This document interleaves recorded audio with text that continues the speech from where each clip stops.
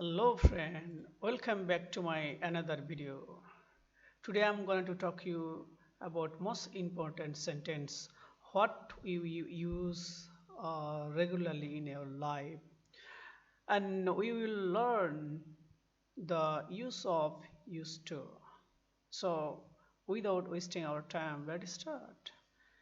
So guys, আজকে আমি বেশ কয়েকটা সেন্টেন্স ইউজ টুর উপরে আমি সাজিয়ে রেখেছি এবং এইগুলো বিষয় নিয়ে শিখব।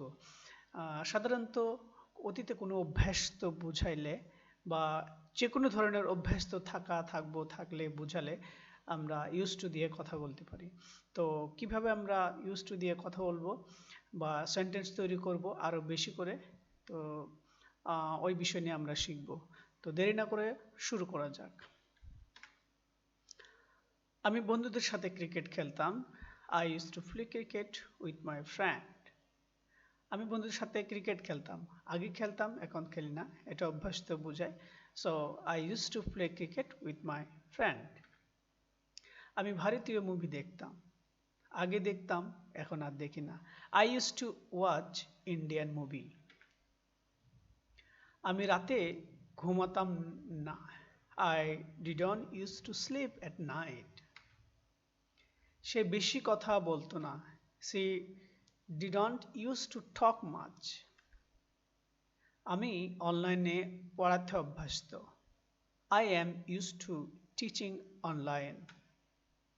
আমি রাতে একা ঘুমাতে অভ্যস্ত ছিলাম। I was use to sleeping along at night.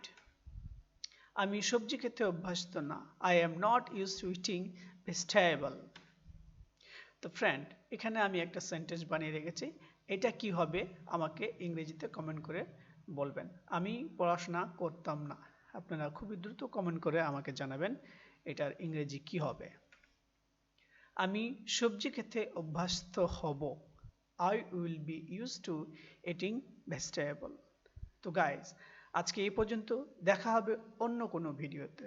তো এরকম গুরুত্বপূর্ণ এবং মজার ভিডিও পেতে আপনারা সাবস্ক্রাইব করবেন এবং সাথে থাকা বেল আইকনটা চেপে রাখবেন।